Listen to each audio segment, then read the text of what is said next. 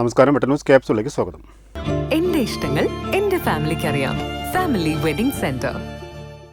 സംസ്ഥാന സർക്കാർ തിരൂർ മണ്ഡലത്തിന് നൽകിയത് 750 കോടിയുടെ വികസന പദ്ധതികളെന്ന് മന്ത്രി വി അബ്ദുറഹ്മാൻ. തിരൂരിൽ മുടങ്ങിക്കിടന്ന പല പദ്ധതികളും യാഥാർത്ഥ്യമാക്കിയത് ഇടതുപക്ഷ സർക്കാരാണ്. സംസ്ഥാന സർക്കാർ ഓരോ മണ്ഡലത്തിലും ഫണ്ട് അനുവദിക്കുന്നത് രാഷ്ട്രീയം നോക്കിയല്ലെന്നും UDF സർക്കാരിൻ്റെ കാലത്ത് രാഷ്ട്രീയം നോക്കിയാണ് ഫണ്ട് അനുവദിച്ചിരുന്നതെന്നും മന്ത്രി പറഞ്ഞു. വെട്ടപഞ്ചായത്ത് വികസന സദസ്സിന്റെ സമാപന സദസ്സ് ഉദ്ഘാടനം ചെയ്യുകയായിരുന്നു മന്ത്രി വി അബ്ദുറഹ്മാൻ. നേടെടുക്കാം പുതിയ ബന്ധങ്ങൾ. Bridal craft the wedding mall, Pan Bazaar, Tirur. എൻ്റെ മണ്ഡലത്തിൽ മാത്രം 1350 പദ്ധതികൾ സർക്കാരിൻ്റെ സഹായത്തോടു കൂടി സംസ്ഥാന സർക്കാരിൻ്റെ പദ്ധതി മാത്രം നടപ്പിലാക്കിയിട്ടുണ്ട്. മുനിസിപ്പാലിറ്റികളും പഞ്ചായത്തുകളുമല്ല. അപ്പോൾ ആ ഒരു വികസന പദ്ധതികൾ ഞാനൊരു MLA എന്നുള്ള രീതിയിൽ അഭിപ്രായം പറഞ്ഞു മാത്രം. അത്രയും പദ്ധതികൾ താനൂർ നിയോജക മണ്ഡലത്തിൽ മാത്രം ഞാൻ നടപ്പിലാക്കിയിട്ടുണ്ടെങ്കിൽ കേരളത്തിലുടനീളം എത്ര കോടിക്കണക്കിന് രൂപയുടെ പദ്ധതികൾ നടപ്പിലായി എന്നുള്ളത് അതിലൂടെ ഒന്ന് കണക്ക് കൂട്ടിയാൽ മതി. അവിടെ നമ്മൾ ഒരിക്കലും രാഷ്ട്രീയമായി വിവേചനം നടത്തിയിട്ടൊന്നുമില്ല. താനൂർ ഇടതുപക്ഷത്തിൻ്റെ മണ്ഡലമാണെങ്കിൽ തിരൂരിൽ വലതുപക്ഷത്തിൻ്റെ മണ്ഡലമാണ്. തിരൂരിന് നമ്മളിപ്പോൾ കൊടുത്തു 29 കോടിയുടെ പുതിയ റോഡ്. ഇന്നലെയാണ് റിയാസ് ഉദ്ഘാടനം ചെയ്തത്. താഴെപ്പാലത്തുള്ള പാലം എത്രയോ വർഷങ്ങളായി കിടക്കുകയായിരുന്നു. ഈ പറയുന്ന 29 കോടിയുടെ പാലം 20 വർഷമായി അവിടെ ഒന്നും ചെയ്യാതെ കിടക്കുന്ന പാലത്തിലാണ് നമ്മൾ പണം കൊടുത്ത്. താഴെപ്പാലത്തിൻ്റെ അപ്രോച്ച് റോഡ്, ഓവർ ബ്രിഡ്ജിൻ്റെ അപ്രോച്ച് റോഡ് എല്ലാം തന്നെ. അതുമാത്രമല്ല, ധാരാളം കെട്ടിടങ്ങൾ, കളിസ്ഥലങ്ങൾ, അങ്ങനെ നിരവധിയായുള്ള ഇപ്പോൾ രജിസ്റ്റർ ഓഫീസ് അടക്കം നിരവധി കാര്യങ്ങൾ നമ്മൾ പ്രതിപക്ഷ വാർഡുകളിൽ കൊടുക്കുന്നുണ്ട്. അവരെ മേന്മ കാണിക്കുന്നത് നിങ്ങൾ മനസ്സിലാക്കണം. പലപ്പോഴും ഇത്തരം സദസ്സുകളിൽ നിന്നും മാറി നിൽക്കുകയാണ് സർക്കാർ. ഈ സർക്കാരിൻ്റെ വലിയ മനസ്സാണ് അവരെപ്പോലും പ്രസംഗം ചെയ്ത് നടക്കാനുള്ള സംവിധാനം അവർക്കുണ്ടായത്. നിങ്ങൾ പലപ്പോഴും നിങ്ങളൊന്ന് അന്വേഷിച്ച് നോക്കണം.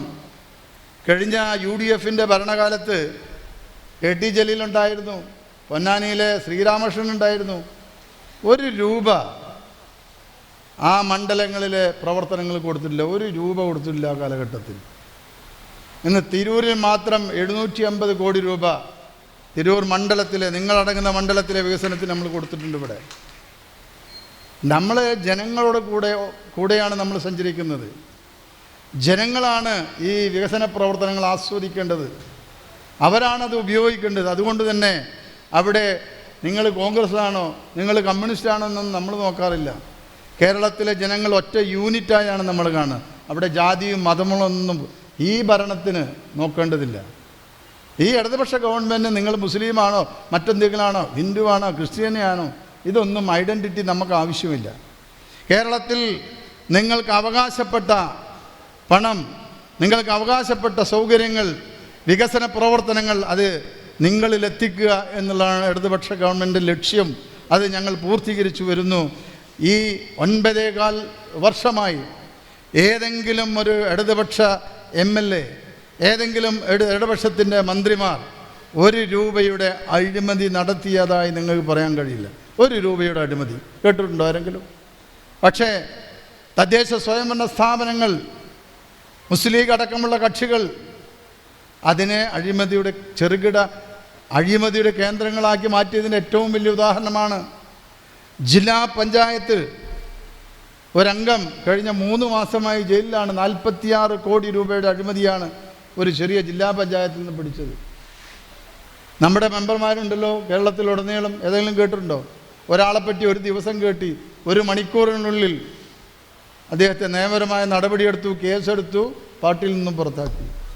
അതാണ് ഇതിൻ്റെ ഒരു വ്യത്യാസം. അപ്പോൾ അഴിമതി രഹിതമായിട്ടുള്ള, ജനങ്ങളോടൊപ്പം നിന്നുകൊണ്ട് ജനങ്ങളുടെ താല്പര്യങ്ങൾ സംരക്ഷിച്ചുകൊണ്ടുള്ള സംവിധാനമാണ് കേരളത്തിലെ ഭരണത്തിലുള്ളത്. അതിലേക്കുള്ള നിങ്ങളുടെ സംഭാവനയാണ് അടുത്ത 5 വർഷത്തിനുള്ള പ്ലാനുകൾ തയ്യാറാക്കുക.